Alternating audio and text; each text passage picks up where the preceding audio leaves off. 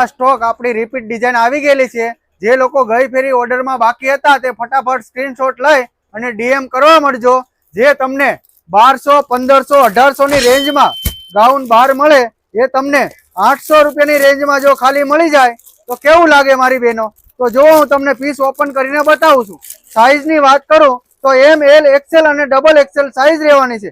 એ પણ મસ્ત મજાની અજરક પ્રિન્ટની અંદર અને એ પણ પ્રોપર ઘેરની અંદર તમે જોઈ શકો છો। પીસનો લુક જોઈ શકો છો। આ રીતે નેકની અંદર રિયલ મિરર વર્કની અંદર કામ આપેલું છે તો તમે જોઈ શકો છો પીસ।